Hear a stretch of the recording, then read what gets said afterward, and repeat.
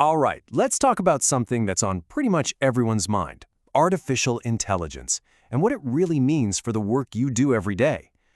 I mean, this is the question, isn't it? It's impossible to get away from.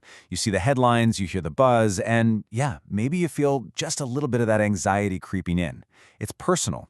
But here's the thing. The simple yes or no answer that gets tossed around so much, it totally misses the real story. The truth is way more nuanced and honestly a whole lot more interesting than just the usual doom and gloom. So first things first, let's just tackle the elephant in the room head on. This whole idea of a job apocalypse where millions of us are suddenly out of work. We've got to separate the myth from what's actually going on. And look, this is exactly why everyone's so confused. On one hand, you get this huge, famous study from Oxford that says nearly half of all jobs are at high risk. That's a terrifying number. But then, another major report comes out and says, whoa, hold on, it's actually less than 10%. So, what gives? Who's right? Well, the answer is all about what they were measuring. The first study looked at wiping out entire jobs. The second, newer one, looked at automating individual tasks inside of a job. And this, right here, is the absolute key. AI isn't really coming for your job title, it's coming to change your job description by taking over the boring, repetitive tasks. Now, that doesn't mean there's no disruption. Of course not.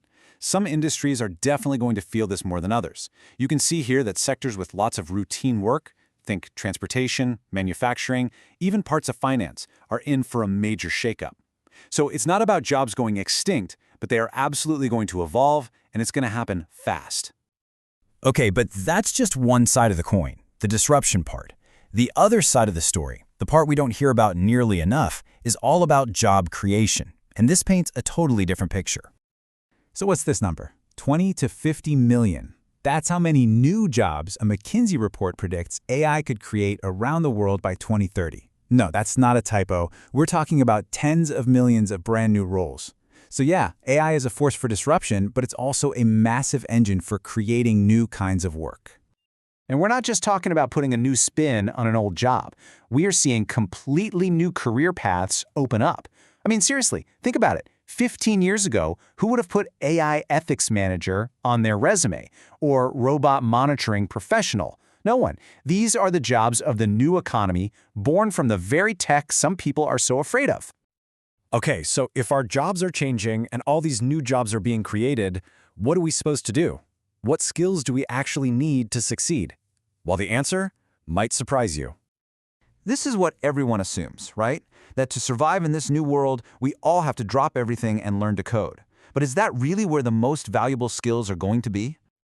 Okay, check this out. It's kind of amazing. A major report looked into the skills of the future, and what's at the top? Active listening, speaking, critical thinking. These are all deeply human skills. And programming, the one skill everyone's talking about, it's all the way down at number 29. Still on the list, for sure, but nowhere near the top. And this really gets to the heart of it. As AI takes over more of the routine data crunching stuff, the things that make us human become our superpowers. Creativity, solving complex problems, social intelligence, these are the things machines are terrible at, and that makes them more valuable than ever. So, this brings us to the final and maybe the most important part of the conversation.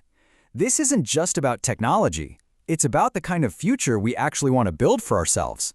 You know, this isn't a new thought. Almost a century ago, the philosopher Bertrand Russell was already challenging our ideas about work. He basically said that technology should be about freeing us up to live better lives, not just finding new ways to stay busy. It forces us to ask a really big question. What's the point of all this automation anyway? And this isn't just some philosophical fantasy. We're seeing companies run real-world experiments right now that could completely change things. Take the 4-day workweek. Companies like Microsoft Japan gave it a shot and found that productivity actually shot up by 40%. It's proof that we can use tech to work smarter, not just longer. And that's the real bottom line here. The future isn't set in stone. It's not something that's just going to happen to us. The way AI impacts our lives will come down to the choices we make, the policies we create, how we educate people, and what we as a society decide is truly valuable. At the end of the day, AI is a tool. It's an unbelievably powerful tool, but it's still just a tool. It's not our destiny. So the question we have to ask isn't what AI is going to do to us. The real question is, what are we going to choose to do with it? What kind of future are we going to build?